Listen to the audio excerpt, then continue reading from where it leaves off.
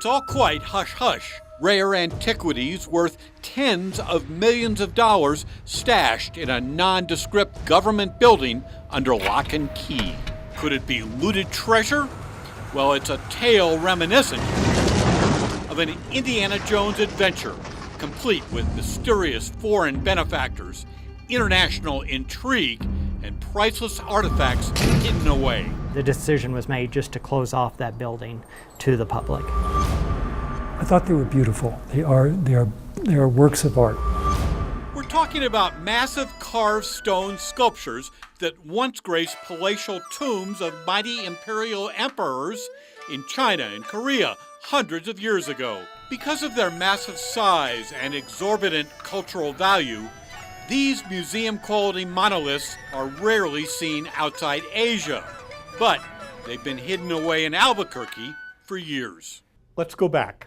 In 2006, a mysterious Japanese businessman named Hitoshi Hoshi approached then Albuquerque Mayor Martin Chavez.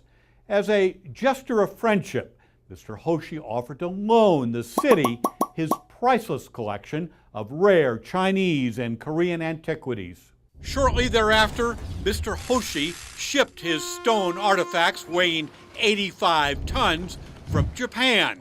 They were set up in an unmarked building at the city's botanical garden. Catherine Hubbard was in charge. She retired last year. It was a big deal to get them here. They came on a flatbed truck, they were crated, and we got a forklift to get them off the truck, and then we had to take down some of the windows in our showroom to get them in. At a public ceremony, Mayor Chavez thanked Mr. Hoshi for loaning his collection to the city. Asian antiquities that once graced the foothills of Mount Fuji, surrounded by cherry trees and a solemn cemetery, now rest in the shadow of the Sandias, surrounded by desert cactus and a zoo train. That was 12 years ago. Today, Mr. Hoshi's artifacts are in storage, engulfed in controversy. Peer through smudged windows, and you'll catch a glimpse of regal Asian carvings worth tens of millions of dollars unceremoniously lined up in a locked city building gathering dust. What happened? Well, city officials may have been a bit hasty in accepting Mr. Hoshi's loan. You see, even today, little is known about the wealthy Japanese art patron. For example, why would he ship a treasure trove of Asian art from Japan to a botanical garden in the American Southwest? Well, there are some clues that Mr. Hoshi's motives may have been more than just a gesture of friendship. For example, shortly after the artifacts arrived here, Hoshi hit up the mayor's office for a $15 million personal loan.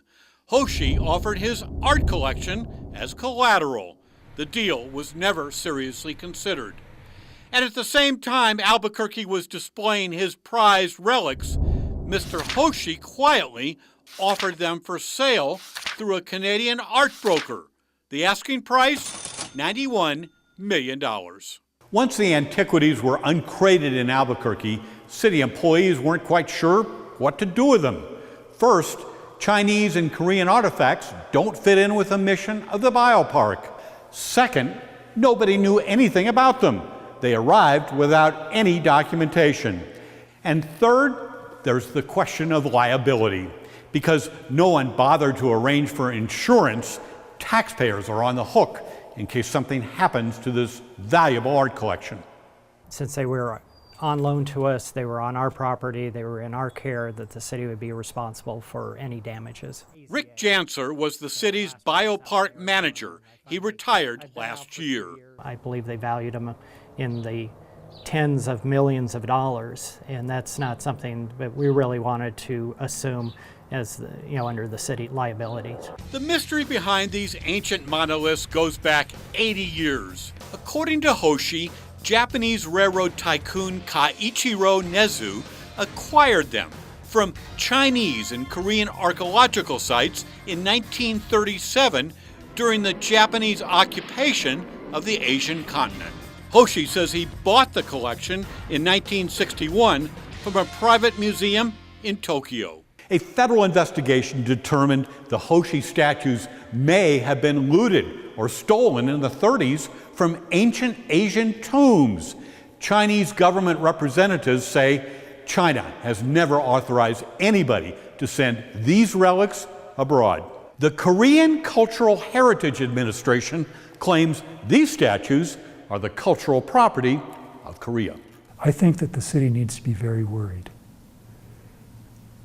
There are a lot of issues surrounding the statues that are unresolved. David Phillips is interim director for UNM's Maxwell Museum. He is familiar with the Hoshi artifacts. Part of museum ethics is that you do not possess objects that you think might have been stolen. Now, the problem with these pieces is the chain of title is mostly lost. We don't know where they came from. We don't know quite how they got to Japan, but there's the possibility that these objects were acquired in violation of the Hague Conventions, and therefore we're dealing with a war crime. It has been a war crime for more than 100 years to loot a country's cultural treasures. Due to the questionable origin of the stone artifacts, in 2010, the city decided to return them to their Tokyo-based owner.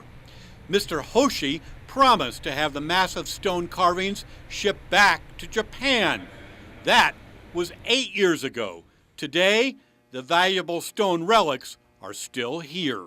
In fact, the city has been storing tens of millions of dollars in privately owned antiquities it doesn't want and it can't get rid of. Despite scores of letters, emails, and meetings, Hoshi family members have refused to take possession of their valuable relics.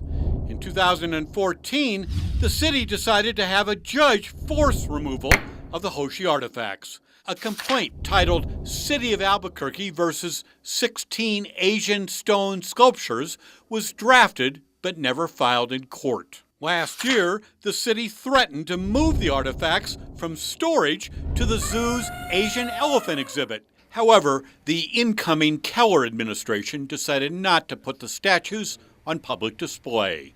As a tax-paying citizen, a private citizen now, it just infuriates me that my taxes are going to store these priceless antiquities. I just think that the city's been housing millions of dollars worth of antiquities free of charge. Shel Sanchez is director of Albuquerque's Cultural Services. What do city taxpayers get out of storing this Asian art collection in a locked building? I do not see a benefit at this point for the city of Albuquerque to continue the loan of these statues, which is why we are working diligently to move them off of city property. Now, the Albuquerque City Attorney's Office has served a formal notice of abandonment on Hitoshi Hoshi.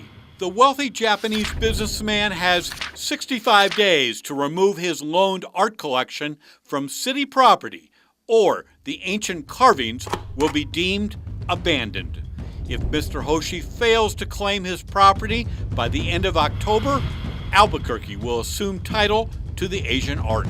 Hitoshi Hoshi's granddaughter, Eri Hoshi, who acts as a family spokesperson, did not respond to a request for comment. Larry Barker, KRQE News 13.